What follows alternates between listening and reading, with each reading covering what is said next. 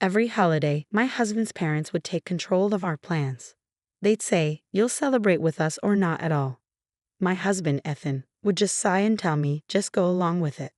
One day, I smiled and said, "Sure. But first, let's watch this video together." When the screen turned on, their smug faces changed to shock and fear. For the first few years of our marriage, Ethan's parents, especially his mom, Carol, took over every holiday. Christmas, Thanksgiving, Easter, even the 4th of July. Before each one, I'd hold my breath, waiting for her call. And it always came. She never asked what our plans were. She'd just tell us where to be, what time to come, and even what to bring. It was always the same line. "You'll celebrate with us or not at all." If I suggested something different, she acted like I was crazy. "Why would you do that when we've already planned everything?" she'd say, pretending to be polite. The first year, I thought it was just a one-time thing. The second year, I saw the pattern. By the third year, I was frustrated. By the fourth, I was angry. What made it worse? Ethan never stood up for me. Whenever I talked about it, he'd just say, "It's not worth the fight." Not worth the fight? Not worth missing time with my own family? Not worth feeling like a guest in my own life? Not worth being ignored and disrespected for years? I stayed quiet too long. But last Thanksgiving, I'd had enough. A few weeks before Thanksgiving, Carol called me. "I've planned the whole menu," she said cheerfully. "I know you like to help, so you can bring the rolls." Store-bought rolls. That's all she let me bring. Like I was some stranger. I took a breath and said, "Actually, Ethan and I were thinking of doing Thanksgiving on our own this year." Silence. Then she laughed. "Oh, sweetie, don't be silly. You're coming here." I looked at Ethan, hoping he'd support me. But he just sighed. "Babe, just go along with it." That was the last straw. I smiled. "Sure," I said. "But first, let's watch this video together." A week before Thanksgiving, I invited Carol and her husband Greg over for dinner. They showed up happy, thinking I'd given in. Instead of dinner, I turned on the TV. I've been saving video clips for years. It started with Carol being controlling, snapping at me about how I made mashed potatoes. Greg saying, "Wives should be seen and not heard." Then it got worse. A clip of Carol snooping through our bedroom, caught on our security camera. Greg making racist remarks at Easter. Carol mocking Ethan behind his back, calling him spineless. And the final clip, a recording from the night before our wedding. Carol didn't know my car recorded audio, but it caught her saying, "I give it 6 months. He'll divorce her and find a proper wife." Silence. Carol looked like she'd seen a ghost. Greg's jaw dropped. Ethan looked stunned. Carol asked, "Where did you get this?" I just smiled. You know me, always prepared. Ethan finally asked, "Why didn't you show me this before?" I tilted my head. "Would you have believed me?" He didn't answer. Carol said, "You have to delete that." I smiled again. "Oh, Carol, don't be silly. I've backed it up." Now she was panicking. Greg looked at Ethan and said, "Son, you need to handle this." But Ethan just stared at the screen, like he finally saw who his parents really were. Carol said, "You won't do anything rash, will you?" I leaned in and said, "Of course not. But from now on, we'll celebrate holidays however we want. And if you try to guilt trip us or go through our things again," I held up my phone. "I might feel generous and share this with the whole family group chat." Carol's face twisted with anger and fear. Greg looked completely defeated. They left without saying another word. Ethan sat in silence for a while. Then he finally said, "Holy asterisk." I shrugged. "Now do you understand why I was upset?" He nodded. "Yeah, I do." For the first time, he stood up to them. For the first time, I felt free. But I knew it wasn't over. Carol wasn't the type to give up easily. They left quietly that night, but I didn't think that would be the end of it. I was right. For 5 days, we heard nothing. I started to wonder if they had finally accepted they were wrong. I should have known better. On the 6th night, Ethan's phone started buzzing. Again and again. At first, he ignored it. Then he sat up, grabbed his phone, and stared at the screen. His face changed. "What the hell?" he muttered. I sat up too. "What is it?" He didn't answer. I took the phone. The family group chat was blowing up. Aunts, uncles, cousins were messaging nonstop. "Did you see what Carol posted?" "OMG, Ethan, what's going on? You should be ashamed. I scrolled up. At the top was a dramatic Facebook post from Carol. It started sweet. Family means everything to me. I've always tried to bring people together. Then it turned nasty. But sometimes people change. They let toxic people in. They become cruel. Then the attack. My son has been taken from me. Brainwashed. Controlled. I am heartbroken. She blamed me. Said I turned Ethan against her. Said I was a manipulator. That I planned this all along. The ending hit hard. A real mother never stops loving her son. I hope one day he sees the truth. The comments were full of sympathy. I'm so sorry, Carol. You don't deserve this. Stay strong. He'll come back to you. The worst part? Some of Ethan's relatives believed her. Not all of them, but enough. I scrolled through the messages, feeling disgusted, and saw replies from his Aunt Margaret, cousin Josh, and even his brother Ryan, his own brother. Seriously? You're cutting off your parents? Over what? They love you, man. Think about this. I clenched my fists. She's turning the tables, I muttered, making herself the victim. Ethan's face went pale. He looked like someone had punched him in the stomach. I don't get it, he whispered. I understood. Carol had lost control of him in private, so now she was trying to control him in public. And the worst part, it was working. I put his phone down and grabbed mine. I had learned that in situations like this, staying quiet was the best move. If I defended myself or tried to explain, I'd just give Carol more power. So I said nothing. But Ethan couldn't stay quiet. That morning he called his mom. She picked up right away, fake tears already in her voice. Ethan, sweetheart, I knew you'd come around. I knew you'd realize how much you're hurting this family. Ethan took a deep breath. Mom, take the post down. There was silence, then a small laugh. Oh, honey, why would I do that? Ethan gripped the phone harder. Because it's a lie. She gasped, actually gasped, like he had slapped her. A lie? Ethan, I've done nothing but love you. And what do I get in return? Humiliation? Betrayal? Ethan pinched the bridge of his nose. Mom, you went through our bedroom. You called my wife controlling. You said you hope I'd divorce her. Carol sniffled dramatically. Oh, so she's feeding you lies now. I know how this works.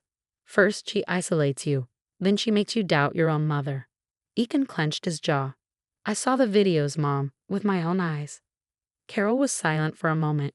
Then her voice turned cold, all pretense gone. Well, if that's how you feel, she said sharply, then I guess we'll see you at Christmas. Or not at all. She hung up. Ethan stared at the phone, looking like it might bite him. He exhaled. Holy asterisk. I crossed my arms. Now do you see what I've been dealing with? He nodded slowly. For the first time, I saw real anger in his eyes. Not frustration, not helplessness, but pure anger. She's not getting away with this, he muttered. And for the first time in our marriage, I actually believed him. After Carol's dramatic post, Ethan's phone kept buzzing. Messages came pouring in. Some family members demanding explanations. Some defended his mom. Others just wanted drama. At first, Ethan tried responding. This isn't what you think. You don't know the whole story. There are things you haven't seen. Mom isn't the victim here. But it didn't matter. People wanted to believe the lie. And Carol knew it. She had spent years creating her perfect image. The loving mother. The devoted matriarch who only wanted the best for her son. A few days later, Ethan's brother Ryan called. Look, man, Ryan said, his voice tight. I don't know what's going on, but Mom's a wreck. She hasn't eaten in days. She cries all the time. She says you won't even talk to her. Ethan rubbed his face. Ryan, she's playing you. She's fine. You don't know that. Ryan shot back. She's lost weight. She's not sleeping. Dad says she just sits in the dark, waiting for you to come to your senses. I almost laughed. Carol sitting in the dark? So dramatic. Ethan wasn't buying it either. Is she suffering so much, he asked. Why is she still posting on Facebook? Ryan hesitated. She's just trying to explain her side. Ethan let out a bitter laugh. Her side is a bunch of lies, he snapped. Did she tell you she went through our bedroom? Did she tell you she called my wife controlling? Did she tell you she said she hoped I'd get divorced? Ryan went quiet, then finally said, No, of course not. because Carol only told the version that made her look good. She's your mother, Ethan, Ryan said. Are you really going to throw her away over this? Ethan's face hardened. I'm not throwing her away, he said. She's the one giving me a choice, her way or nothing. Ryan didn't answer. He just sighed and muttered, Think about it, man, then hung up. Ethan stared at his phone. Slowly, he turned to me. I think she's planning something. I crossed my arms. She always is. But neither of us were ready for what happened next. A week later, while Ethan was at work, someone knocked on our door. I checked the peephole and my stomach dropped. It was the police. For a split second, I panicked. Had something happened to Ethan? Was he hurt? I yanked the door open. Ma'am, one of the officers said, we got a call about a possible domestic disturbance at this residence. I blinked. What? The second officer looked at his notes. The caller reported concerns about a woman in distress, possible emotional abuse. My blood ran cold. Carol, it had to be her. I forced myself to stay calm.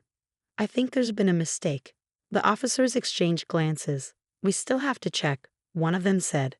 Would you mind stepping outside? I did. One officer stayed with me while the other looked around the house. Is your husband home? No, I said, trying to keep it together. Are you okay? I let out a humorless laugh. I'm perfectly fine. The officer gave me a long look.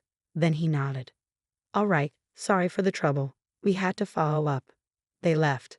The second the door shut, I grabbed my phone. I called Ethan. When he answered, I said, Your mother just sent the cops to our house. Silence. Then very quietly, Ethan said, Tell me everything. Ethan was furious, not just mad. Furious. He'd been trying to keep things peaceful, trying to maintain some relationship with his mom. But now, this was war. That night, Ethan called his mom. She didn't answer, so he texted her. Did you call the police on my wife? The message was read at 9:42 p.m. No response. He waited an hour. Then he called again. This time she picked up. Oh, sweetheart, she sighed. I was just about to call you. Did you send the cops to our house? Silence. Then she gasped, actually gasped. Oh my God, is that what they told you? No, honey, I would never do that. But I did mention to a friend I was worried about you, and maybe she called. But I had no idea. Ethan hung up. No yelling. No arguing. Just hung up. Then he turned to me. She's done. For the first time, he cut her off, blocked her number, blocked her on Facebook, told his family everything. Carol tried everything to get him back. Called from different numbers. Had Greg text, Your mother is sick with worry. Had Ryan send a long message, She's still your mom, man. Ethan didn't budge. Then Carol did the one thing she had left. She showed up at Ethan's office, in tears. Security had to escort her out. That night, she left him a voicemail. Through sobs, she whispered, I hope you're happy, Ethan. You broke your mother's heart.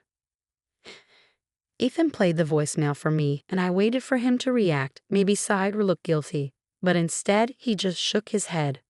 She's never going to stop, he muttered. I put my hand on his. So what do we do now? Ethan thought for a moment, then looked up at me, and he said something I never expected. We end this. Carol had lied, manipulated, turned family against us, and even sent the police to our door. When that didn't work, she showed up at Ethan's office. It was clear she wouldn't stop unless we made her. So Ethan made a choice. He called a family meeting. It was time to put an end to it. Ethan sent a message to the family group chat. We need to talk. No more rumors. This ends now. Meet at our house this Saturday. Carol saw it. She didn't respond, but I knew she would show up. She wouldn't miss a chance to make herself look better. By Saturday, the tension was thick in our house. Ethan barely said anything that morning. I could see it on his face. He was dreading this. But under that, I saw something else. Determination. He was done being controlled. At exactly 3 p.m., everyone arrived. Carol, Greg, Ryan, a few cousins, aunts, and uncles. Carol walked in last, like she owned the place. Her eyes scanned the room, her lips tight in a little smile. She looked confident, like she thought she could still win. I almost felt bad for her. Almost. Nobody sat down. The room was too tense. Ethan stood in the middle with his arms crossed. Carol sighed dramatically. Ethan, honey, is this really necessary? This family has been through enough. Ethan's jaw clenched. Yeah, Mom, it is. She put a hand to her chest. I just want to fix things. I've been sick with worry. I haven't eaten. I haven't slept. Ethan cut her off. Then why did you send the police to our house? The room fell silent. All eyes turned to Carol. She blinked, acting surprised. What? Police? Ethan, I would never. Stop lying. Ethan's voice was sharp.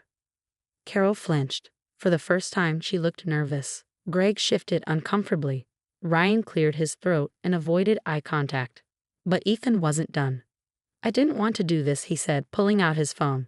But you forced my hand. He pressed play. Carol's voicemail filled the room. I hope you're happy, Ethan. You broke your mother's heart. I don't even know if I'll be here next Christmas. I hope you can live with yourself. The room was dead silent. Then Ethan looked up and his words hit like a hammer. This is emotional abuse. Carol's mouth dropped open. She looked around at everyone, searching for support, but no one said anything. Even Ryan was silent.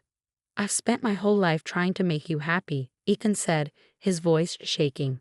But it's never enough, is it? You always need more. More control, more attention, more power over me. And when you lose even a little bit, you lash out. You spread lies. You attack my wife. You turn my family against me. Carol shook her head quickly. That's not true. That's not true. Ethan, honey. You're confused? Ethan took a step closer. You told my wife I'd divorce her before we were even married. A few gasps. Carol's face turned red. I didn't mean. You went through our bedroom. You insulted my wife. You lied to this entire family about what happened. Ethan turned to Greg. Dad, you've been quiet. Do you want to defend her? Greg shifted, uncomfortable. I mean, your mother only meant well. Ethan let out a bitter laugh. Of course she did. Then he turned to the group. This is the truth. You've all seen it now. You can either believe it, or keep pretending. But either way, he looked Carol in the eyes. We're done. Carol's face twisted with rage. You can't just. We can, and we are. Ryan stepped forward.